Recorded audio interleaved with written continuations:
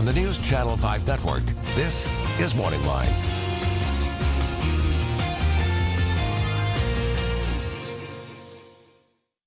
Good morning, everyone. Nick Barris here. Thanks for joining us on MorningLine. It is Tuesday. A good show on tap, as always, for you. This morning, we're going to be opening up the phone lines and allowing you to call in and ask any question you may have about Social Security. It's our Social Security show, the administration question about SSI, disability, the application process. Do you need a lawyer? I know a lot of you really depend on this program. We've been doing it for years with the Social Security Administration locally. They do a fantastic job coming on, answering your questions, and you know the show gets busy. So the number 615-737-7587, the number's there on the screen. Get in here now. This way you don't have to get an answering machine or wait or something. Well, if the phones get full, you have to wait till the next caller goes. But we'll get to you with our guest this morning. You'll recognize him. You'll know him. You'll remember him. Josh Horn. Hey. It's good to have you back, good to Josh. see y'all.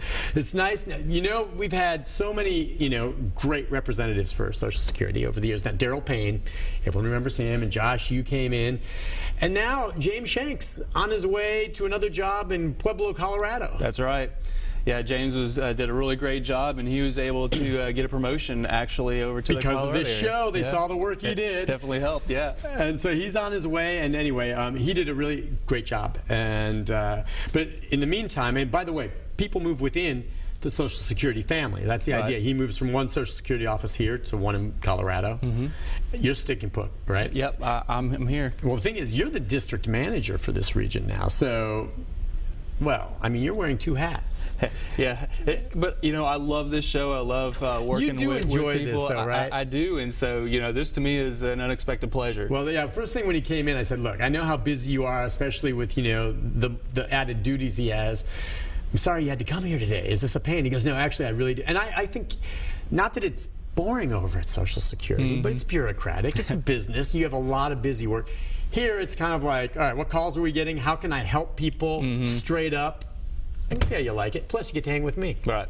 There's nothing like it. Dang. All right. As always, the format, of course, hasn't changed all that much. We're going to take phone calls, but wanted to ask you if there's anything that you want to hit on since we've last done the program. I don't know. It's not going to be long. Have they announced yet the cost of living increase, or is that coming? It's coming. Usually that's in November. I know that's a real popular question, but usually it's in the November, and usually it hits the news and Yahoo and Google and everything else about the same time that they let us know.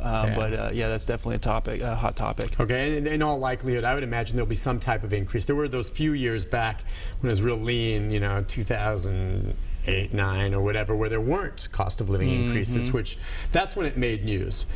I think there will be an increase. I don't think it'll be huge, but I'd be stunned if there isn't one. And that's what they're talking. They're talking there's going to be something, but it's not going to be huge, but it's going to be something. A lot of people depend on that. Anything more you want to hit on or just touch bases on? I know you guys always are pushing the website. Yeah, again, one of the most convenient ways for the public to do business with us is with our website, socialsecurity.gov. And one of the newest items that's been put behind the My Social Security account that you can create is the My Medicare replacement card. And so a lot of times if you lose your Medicare card, you got to give us a call or come in and wait in line. And now you don't have to do that. You can go online and get your replacement Medicare card under, as long as you have that My Social Security account set up. So, I encourage any of you who may have lost that and need a replacement, go ahead and get that so you don't have to wait until until you absolutely have to have it to get that. Just Google Social Security and you go right to the website. Get on, set up your account, and it's awesome. I mean, if anything, even for someone who's not ready to take Social Security like myself yet, you can get on there and go into the well, you can look at your earnings the abstract, and it breaks down and see how much will I get if I retire here, and it also breaks down your earnings over the years, which is really interesting to see. Oh, I see this was a bad year for me. Oh, this one was a little better, and it's just interesting to see what you've earned over the years. Started in this business making $12,500 a year. It's called paying your dues. That's when I started it. That was my first TV job in Medford, Oregon. I'd forgotten, and I looked at that and go, wow, how was I living on that? Of course, that was then, more than 20 years ago. Yeah. Anyway, the phone lines are open, 737-7587. Before we take our first break, we're going to take a few because they're coming in. Any questions you have, this guy knows the answers. And as I said, he's now the district manager. He's a hot shot. All right, can we start off with a call? Sure. Let's do it. Cindy, good morning. Oh, how you doing, Nick? Good, Cindy. How can Josh help you? Yes, I have a good question for him.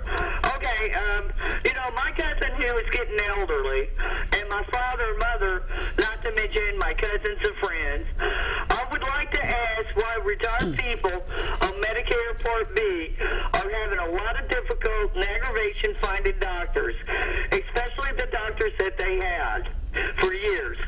And specialists you can't find because the Obamacare went into effect. My father stopped going to doctors who really needs to see them because he can't find one.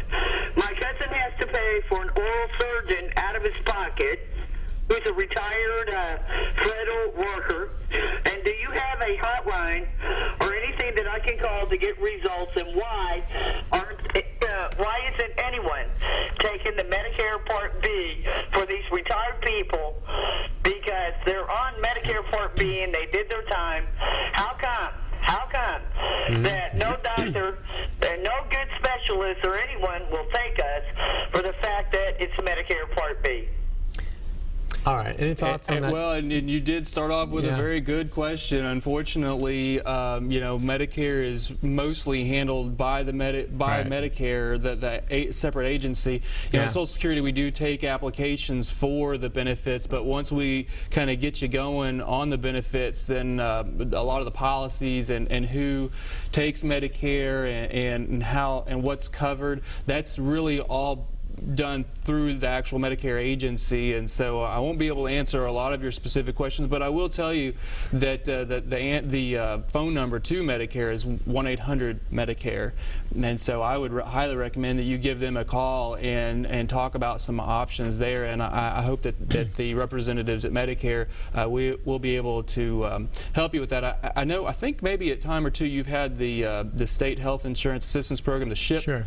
Program coordinators on here, another organization that it can be very helpful if you can't get any results from the Medicare folks. Yeah, it was interesting. Yesterday we had Tim Takis, who's an elder law attorney, on here, and he deals with a lot of this. And he talked about some of the Medicare questions. And one, I think they're in open enrollment right now for maybe looking at whether or not you want to upgrade or change whatever plan you have. And maybe that's part of the issue here sometimes, Cindy. What some of your friends have, maybe they need to look at getting some type of different supplement plan, something that more evenly matches what they're after if you're having trouble getting the doctors. And again, that may be oversimplifying it. I'm sure it's complex and I don't know the whole process, but that's what Tim said.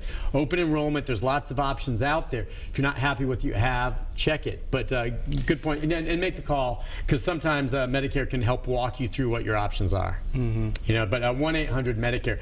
Cindy, thanks again. And yeah, again, Josh, more Social Security than Medicare. So let's go next to Greg. Greg, good morning. Hey, Greg. Good morning, guys. Hey, how can we help you, man? I don't know. I'm 55. I'm kind of wondering, what's going to be my plan of attack to try to get my my Social Security and all that kind of stuff. And the way the cost of living is going up and Social Security isn't even coming close to keeping up with it, I can't depend on Social Security 7-8 years from now. I mean, what are we supposed to do? You either take it out now and get penalized and all that sort of thing, but you don't get the full benefits, but then you wait 7 or 8 years, and since this government is just spending money out of control and inflation is going through the roof, that money I get 7 or 8 years from now, it's not going to be, you're not going to be able to buy very much. So I'm just kind of wondering, I mean, you're a Social Security guy, so I don't know, I don't really know what to do. Either you take your losses now or you take your losses later. It's just such a scam from the government to be taking our money every single month out of my paycheck. And I know full well I will never, ever get anything close to what I put into it throughout my whole life. It's interesting, and I know we've talked about that with James when he was on. Just, what's going to be there for us, how we know, what's the timetable Congress has looked at if they don't address some issues on Social Security when they'll start running out to some degree of money, and something's going to have to be done, right? Yeah, either extending the age or... If nothing's done, then, they're looking at just overall the benefits are going to go down to about 60 or 70%. It's not going to go away completely, but it's going to have to be significantly reduced if nothing nothing happens. But that's something that they are talking about in Washington and trying to figure out. Now, I think also part of your question is, okay, so what do I do? Do I take it early at age 62? Do I take it at 65 or 66, 67? And I'll mention a couple of things. But when the Social Security Act was originally signed into law, that 65 was the full retirement age. Well, the life expectancy at that time was 62. Well, now the life expectancy is 85, plus living now. longer, That we're living a lot longer, and so and the full retirement age really hasn't changed much. It's changing to 67 right now. It's about 66, and so again, there's a little bit something to think about though. Is that the idea is that you're going to wait a little bit longer, but we do recognize that some folks, either because of their health or their own personal life expectancy, may not last that long. They do choose to take it at age 62, which is as early as you can take your retirement benefits. So when you kind of decide, when am I going to take it, and should I go ahead and take it as soon as possible, or should I wait? Again, that kind of goes back to a personal choice depending on your health and your life expectancy and some things like that. Yeah, it's tough. I worry about some of the same things you just said, Greg. And keep in mind, too, and you've said this before, Social Security is there to help you in retirement. It's not supposed to, and I don't know that Greg was saying this, but it's not something you're supposed to live on. And I know a lot of people are, and they have to depend on just that. But if you're depending just on Social Security and have nothing else, and some people, that's what's happened. It's a tough situation for them. That's lean and mean, my friend. Well, I mean, it's not meant as a full retirement, like, okay, you get Social Security, all right, you're living high on the hog. If that's all you've got, you aren't living high on the hog. Yeah, anybody who listeners that are earlier on, not right there at that decision, but earlier on, again, be saving, be investing, be doing things like that, because Social Security is not supposed to, like Nick said, not supposed to be the be-all and end-all for your retirement. Yeah, and I know some people have no choice, unfortunately, and that's what they have to do, and that's a difficult situation, but that's part of it, and the amount you're going to get keeps going down, I believe. So let's take a break on that. When we come back, more of your phone calls. If you're on hold, stay there. We're going till 9 o'clock. We'll help as many of you as possible. Josh Horn, right after this.